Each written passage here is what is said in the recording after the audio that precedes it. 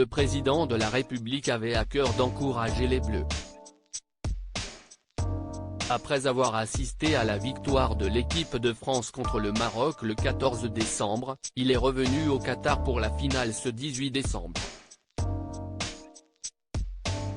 Un geste loin d'être sans conséquence pour la planète et pour les finances publiques, comme le révèle Le Point qui a sorti sa calculatrice. Le président argentin Alberto Fernandez avait décidé de ne pas se rendre au Qatar pour la finale de la Coupe du monde de football. Une décision basée non sur un potentiel désintérêt pour le sport national mais par superstition. Absent lors des 5 derniers matchs de l'Argentine qui se sont soldés par des victoires, le président a fait le choix de se priver de ce plaisir par peur de porter malheur aux joueurs argentins. Une décision qu'il est sans doute loin de regretter à cette heure et qui a en plus permis à l'Argentine de réaliser quelques économies. A l'inverse, Emmanuel Macron lui, a voulu soutenir les Bleus dans leur incroyable parcours et n'a pas lésiné sur les dépenses. Le Point de ce 18 décembre a fait le calcul des sommes engagées pour les voyages du président en terre qatari et il donne le tournis. Car le chef de l'État a vu les choses en grand. Quand on aime, on ne compte pas. Des chiffres qui donnent le vertige. Le journal a établi que les 2 allers-retours d'Emmanuel Macron au Qatar, pour assister à la demi-finale contre le Maroc et à la finale contre l'Argentine, ont coûté environ 501 000 € aux contribuables, soit 31 ans de SMIC. Cette somme a été calculée à partir des coûts par heure de vol fournis par la Cour des comptes et l'Élysée, ainsi que des données de déplacement des 2 avions présidentiels, la 330 et le Falcon 7X.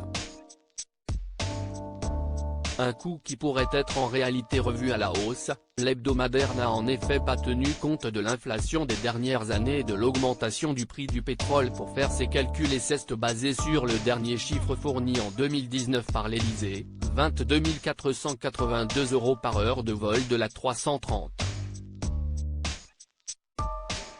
Le coût des vols du Falcon 7X est pour sa part estimé à 5 500 € par heure de vol. Le journal révèle également que le second Falcon X de la présidence était également au Qatar depuis le 16 décembre, mais n'a pu apprendre avec certitude à quel élu de la République cette dépense pouvait être imputée. Et en termes d'écologie, le bilan de ces allers-retours n'est guère plus satisfaisant. L'estimation du Point de l'empreinte carbone des trajets présidentiels dédiés à la Coupe du Monde s'élève à 480 tonnes d'équivalent CO2, soit 53 ans de l'empreinte carbone moyenne d'un Français. Bon Prince, l'hebdomadaire a soustrait l'escale en Égypte et en Jordanie pour des missions étatiques sur le trajet retour de Doha après la finale. Si on les ajoute, la facture s'élève à 812 000 € et 725 tonnes d'équivalent CO2. Un bilan qui fait tâche alors que le président a décidé de sécher la 15 pesos colombiens sur la protection de la biodiversité qui s'achève à Montréal. Une ONG a d'ailleurs, durant la conférence internationale, rappelé au chef de l'État français qu'il aurait dû être à Montréal plutôt qu'au Qatar. Pas de chance pour la planète et les finances publiques, Emmanuel Macron n'avait Dieu que pour les Bleus cette semaine.